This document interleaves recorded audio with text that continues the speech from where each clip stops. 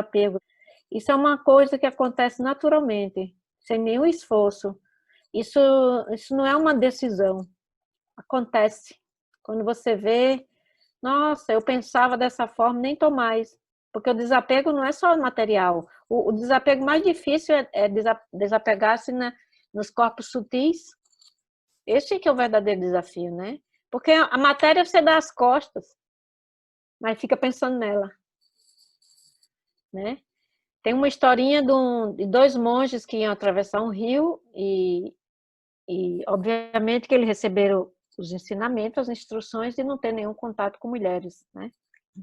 E os dois monges eram jovens, foram atravessar um rio e tinha uma mulher que precisava atravessar o rio, mas estava impossibilitada de atravessar sozinha.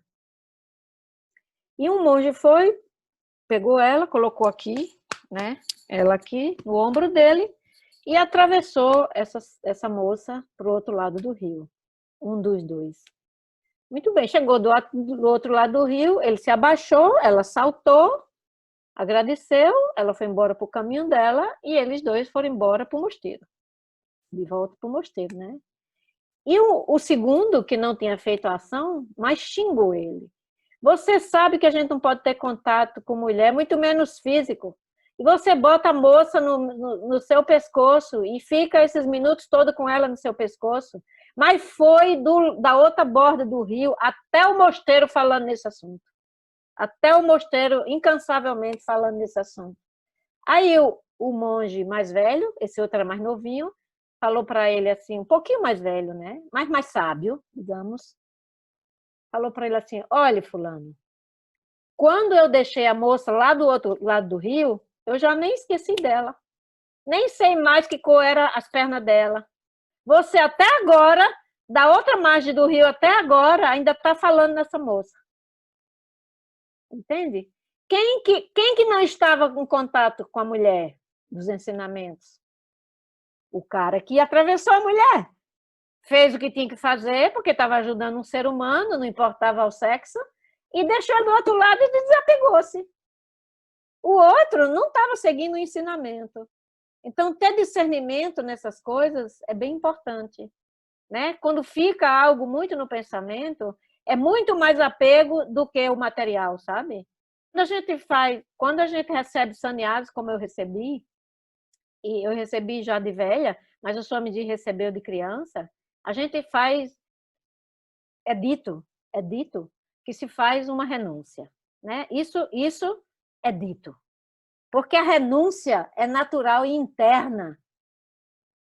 Se derem um palácio para o Swamiji morar de ouro, ele vai morar sim. E vai desfrutar bastante do palácio de ouro.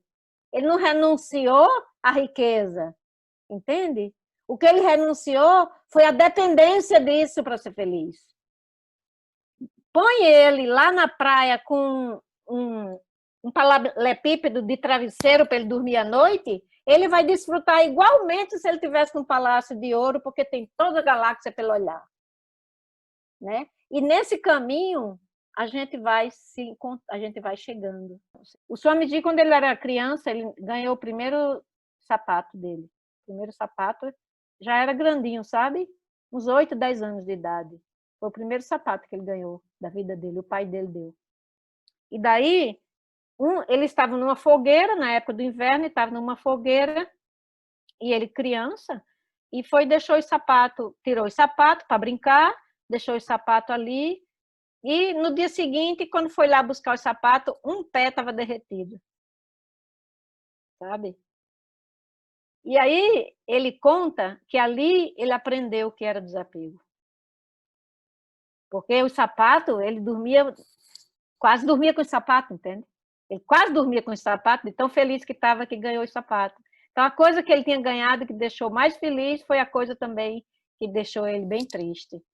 Ele perdeu a coisa mais importante que ele tinha naquele momento, né? E aí, o que ele fez, quando ele veio aqui no Brasil em 2010, qual foi o presente que ele levou para o pai? Um par de sapatos. Levou de presente para o pai dele um par de sapatos. Entende? Mas naquela época ele aprendeu, ele teve a experiência de compreender o que era o desapego. Né? Entende? Assim é. Assim é. Tudo é questão de nível de consciência, né?